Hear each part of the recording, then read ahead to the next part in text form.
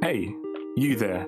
Just wanted to let you know you are now listening to the AK Mindset Podcast. Yo, welcome back, guys, to the AKWatch episode 17. I hope all is well with you. I know that we've been gone for a week or a week late with this episode, but I hope you're still excited to hear our thoughts on the events that took place as we try to catch up with everything. With me today is the one and only Daniel. What's good, bro?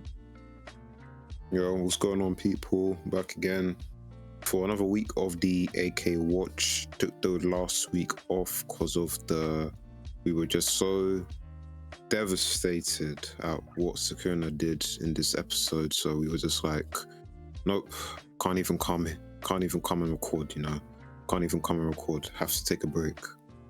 Not really, but yeah. It's needed. Mental health break, especially in this month of November. You have to look after men's mental health, look after the man. When stuff are getting tough, you take a little break, reflect, but then you get right back to it as we are. Might as well just jump into episode 17. Just want to get quickly your kind of experience with this episode. Did you enjoy the episode as a whole? Definitely different from things we've experienced this season, but it was cool to see superpowered individuals clash together. Yeah, I agree. I think this was, I think these last few episodes have just been showing, actually I guess just the last episode and this one is just showing what like a fight between top tiers looks like. And it's the scale is completely different to when it's just our Jujutsu sorcerers. You see, like, in terms of just damage output, and then like AoE is just crazy. Last week you had Jogo bringing down meteors, and now this week you have SUKUNA with his domain, which is just, we saw it briefly in I think it was like second or third arc, but this is really showing like the lethality that it has, and it's just very scary and very potent and effective at what he's doing. And I thought it was interesting that they called it Malevolent Kitchen instead of Shrine. I guess that's because he's a chef or something. But yeah, because that's the first time I've seen it translated that way. Well, he was definitely cooking for sure. He had the world on a high heat. He was burning stuff, actually. That was that's sure. No chef antics. Burning the food, man. Burning the food. So jumping into the first real prominent thing that kind of stood out to me, the flashback in between Megumi and Hatoru's fight, where obviously Megumi unleashes his kind of like suicide ploy, where he's, the final act to try and defeat Hatoru or Harata, whatever his name is. So we see I don't need to remember his name. I love that the disrespect for him is so bad that you don't even care. You don't even want to correct him. He's like, yeah, it's of no importance. He is of no importance, correct. No, I agree. So we see the flashback with Gojo and Kid Megumi, where Gojo is trying to kind of inspire him or let him grasp his full-on potential, but obviously outlining that the last time the two strongest of their clan, who possessed both the 10 shadows and the limitless and technique fought, they both died. Do you think that was kind of Gojo's, because for me I was thinking that's Gojo trying to give him a kind of perspective of the potential he could have, or they're also kind of unique connection and how beautiful their relationship is, being that the last time two people of this kind of contrasting abilities fought, it was devastating. I think definitely the latter. I guess he's just trying to show him that that last Shikigami is truly a force to be reckoned with, considering he's able to take out someone who had the exact same skill set of Gojo. I mean, obviously he wasn't Gojo, but the fact that he was able to kill him, someone with Gojo's abilities, just shows how powerful it is and what a problem it could be. So yeah, I think that tidbit is just letting the reader like warm up to the idea that what he's about to whip out is gonna be crazy. And that was the same thing he was going to use against Sukuna during, I think it was like that same arc when Sukuna uses Malevolent Shrine. So I think that would have been very interesting if he had actually got that off before. I think like he stopped him. So I think Sukuna told him not to use it. But yeah, Maharaga is a problem. a big problem, and it just shows, because of obviously the sacrifice you have to make using that technique. Like, you're actually fully rendered useless and you're unconscious, which is, I think that's a good kind of, I would say, drawback or limitation, because if you're able to obviously produce that technique or release Magara, whatever his name is, release him, and you're also able to then continue to fight, that would be absolutely crazy. Crazy. It only knocks him unconscious because he hasn't like tamed it, because you know they were saying about the ritual. So he the way he's using it is just is kind of improper, because what he's meant to do is summon it as part of the ritual, beat it, and then he'll have it under his control. What he's doing is he's summoning it so the other person gets added to the ritual, but when you add another person, that kind of invalidates your trial. So he's only doing that to drag the person in, because he knows once he activates it, the person and people close to him gets dragged in. So that's the only reason why he gets knocked unconscious, because he doesn't actually have it under control as of yet. So yeah. Does that render the ritual? Is it a one-time ritual? Does that render? No, he can do it as many times as he wants. Okay, I was gonna say, because I was like, then that's a big kind of significant moment if that he's unable to use that ability ever again because he messed up the ritual on the first attempt. Well, I think because in this instance, because the ritual was only between Megami and the Waste Man, when Sukuna came in, he was like an outsider. So basically, he invalidated the ritual in that way, because once he started coming in, he's not actually part of the ritual. So basically, Megami would get another go at Magaharaga if he ever wanted to. I don't know why he would, because I don't see how, I don't even understand how the technique is created, but I don't see how anyone with the shadows is supposed to tame that, because from what I've seen of the Shikigami he has so far, there isn't, I don't see how that's supposed to help him, because obviously it goes up with each level. Like obviously there's 10 Shikigami and that's the last one. How are the 9 supposed to help you tame that? Because that thing is like practically unkillable. So yeah, I think that's I don't really understand. Yeah, I agree with that. It doesn't make sense, because like with that logic, if you're able to use the rest of the 9 to defeat that, you wouldn't actually have to summon that. You know what I mean? Because at that point, you know you're kind of strong enough. Like if you think, oh, I'm strong enough now to defeat that, bro, you're strong. Like you don't even have to do anything too much.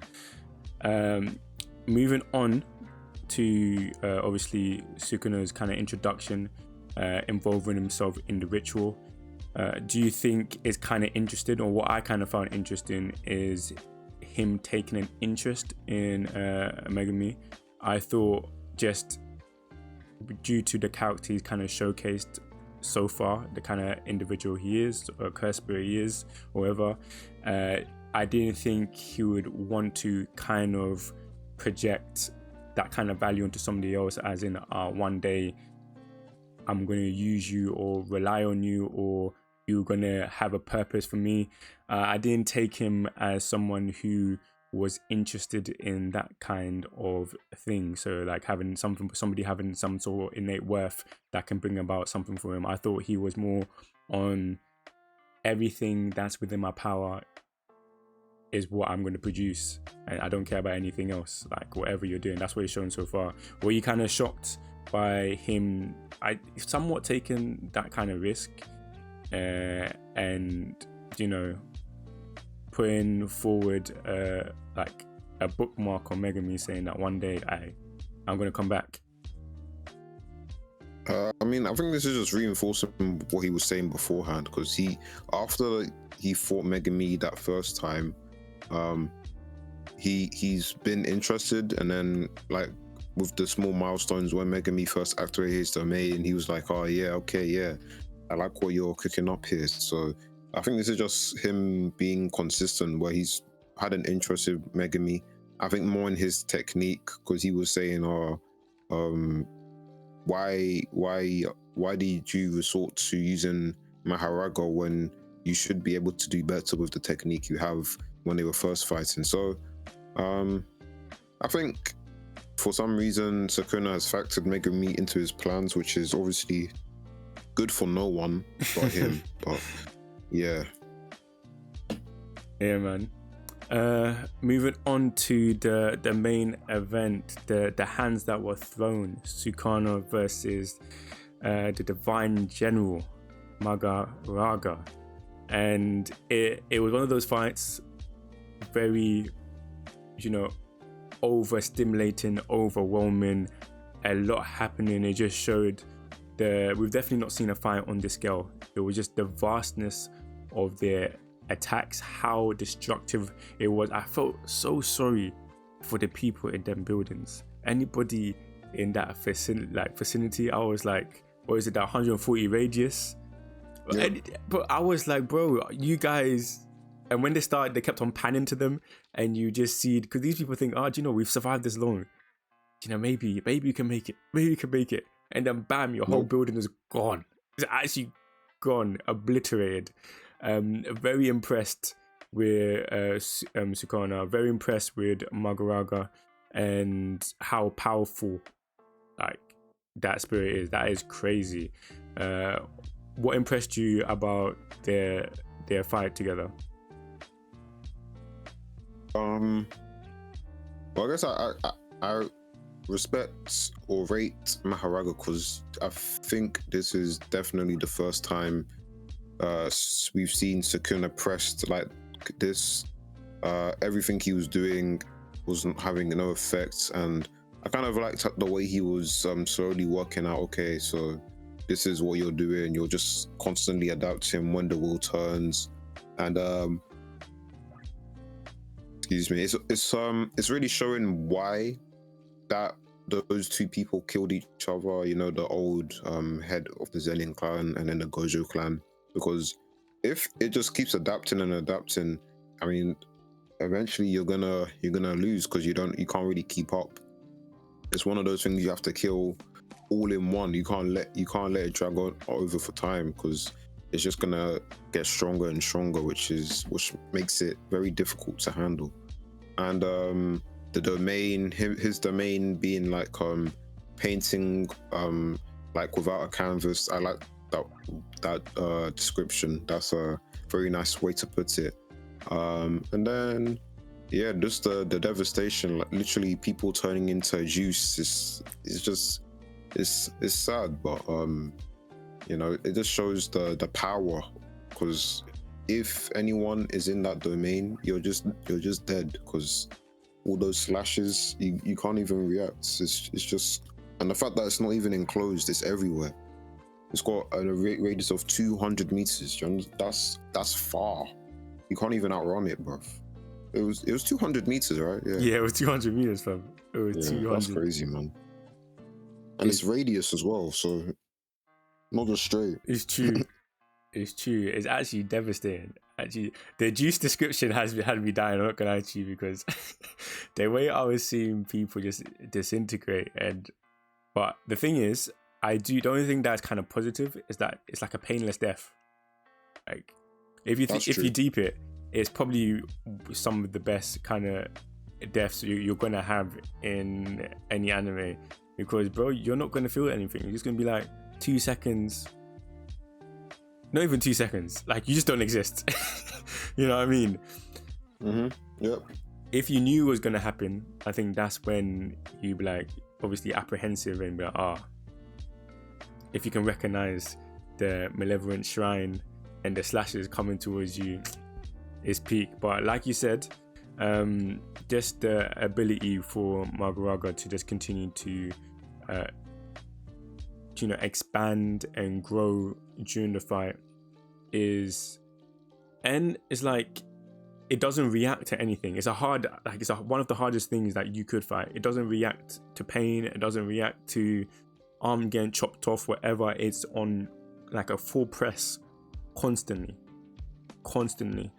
And the addition of it is developing and understanding and really pressing Sukuna is what made the fight good, because like you said, Sukuna had to really, for the first time, not just go through the motions, but like be somewhat, present in the fight. Because some of the fights, he's not really present. He's just taking the mick.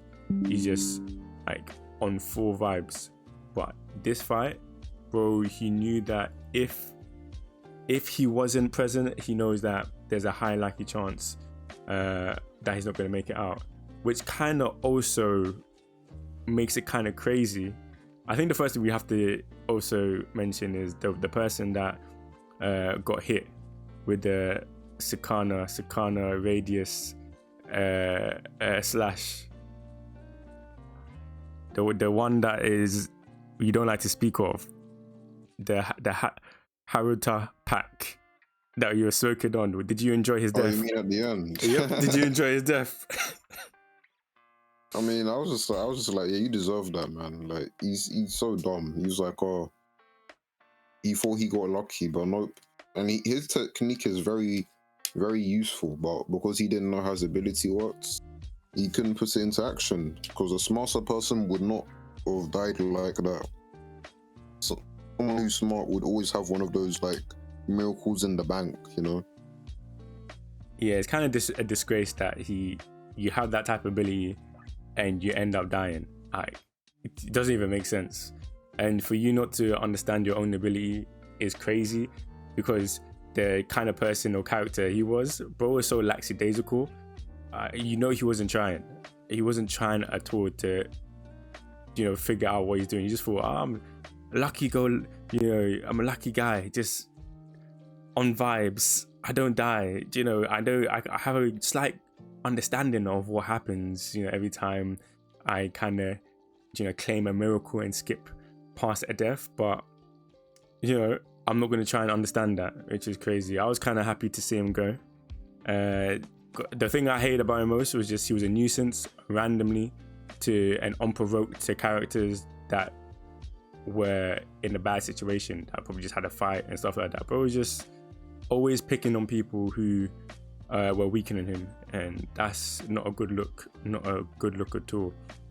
End of the fight, Sukuna obliterates Maguraga, and he has the presence of mind to obviously first bring Megami to safety, but also just showing how far and how deep his evil runs. He wanted to make Yuji very aware of the fact that he had killed in his body a number of people and how destructive he's been. And you just see Yuji come back and the trauma on his face, blaming himself for everything. And obviously you have the kind of internal kind of Sukuna's dialogue or voice just, kind of taunting Yuji. Do you think Yuji should not take it as hard as he has done? Obviously it's devastating to see what has taken place, and also understand that you have somewhat a responsibility to the egregious acts that have been taken or put on display. Do you think he should take it less harder than he did, not be as hard as himself? I mean, it's just the kind of person he is. He's always gonna feel responsible for the deaths, because I mean, even in the origin of obedience, where with the brothers, and then because he ate the finger, that's the reason why those curses got active again, and that's why people were getting impacted, and I think it was affecting Megami's sister. And then he that's because he's the one who ate the finger and kind of reinvigorated all the curses, because he ate Sukuna's finger. And then Sukuna's kind of teasing him about it, and he's like, oh yeah, don't tell Megami. So he's already feeling guilty because he ate the finger, and they could have just killed him. Like, that's the thing, because if they had just killed him, this wouldn't have even happened. It wouldn't have even happened. So I guess I get why he feels guilty. And then also, like, when it is technically your body, and then you're seeing all the people die. Well, you're not actually seeing it, but like you can tell that a lot of people would have died because of the size of the crater. But yeah, he was shell-shocked, to put it modestly. Yeah. It's not surprising, like you said, because of like just his character and how the way he takes things and stuff like that, and how he kind of views stuff as somewhat his responsibility, or he's always happy to take on responsibility and not let that be passed on to somebody else and be dismissive of it. But I hope that, obviously, it's always important for stuff like this to kind of shape some part of your character and the decisions you make and stuff like that. But I hope he's able to kind of detach somewhat from the experience, to say, obviously the focus is trying to make sure something like this can't happen again. But secondly, the majority of the fault is not you. It's just somewhat circumstance, somewhat just, this how the table has been kind of set, and so there's some things that are kind of out of your control at this moment in time. So yeah, I think that's something that is obviously going to transpire throughout the latter half of the season. We see that how that kind of continues to shape him. The last scene, it's hard to see someone go from the heights of the girldom, screaming his name, wanting their hair to be grabbed by Nanami, to a half-burned individual walking down the subway, which is the last scene. It's not. I feel so. Nani is one of my favorite characters, and I've grown to really appreciate him. He's just a man's man, like a normal kind of guy in a lot of ways. More related. He's the most relatable sorcerer out there, and I think that kind of made it feel worse, or deepen the pain when you saw him in that kind of state. What do you think, bro?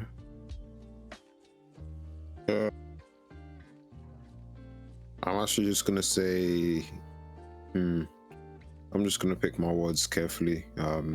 Doesn't look good, bruv. That's all I'm gonna say. Don is looking extra toasted, even over toasted. Over toasted, for sure. Oh my days. Well, that is the episode. Let me know your final thoughts overall of the quality of the episode, and is it kind of good setup for the latter end to the season that we're gonna be watching soon? Yeah, good episode.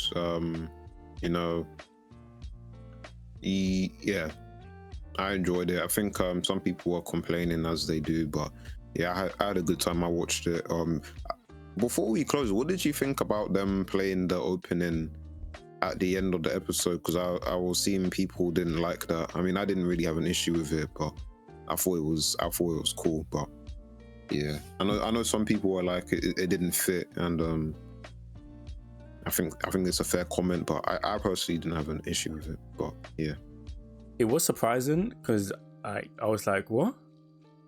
But I didn't really mind it. Like, I just thought it was, just creative choice, and more time I'm just happy to go with what like the direction that they choose. So I was not too moved either way. Like I wasn't saddened by it, but I wasn't excited. I just enjoyed it for what it was. Okay, that's fair. That's fair. I'm guessing you're the same. Yeah. I didn't have a problem with it. It was cool. Calm. Well, this is a good place to end the episode. Very exhilarating episode. Very enjoyable. This is one that you can't. There's not much to conversate specifically in regards to specific developments and stuff like that. It was gung-ho, powerful individuals really showcasing what being a top elite user of the sorcery is, which was cool to see as always. So you guys, appreciate you tuning in to episode 17. Really enjoyed talking about this with Daniel, and we'll catch you next time, hopefully with Ed. Peace. Deuces.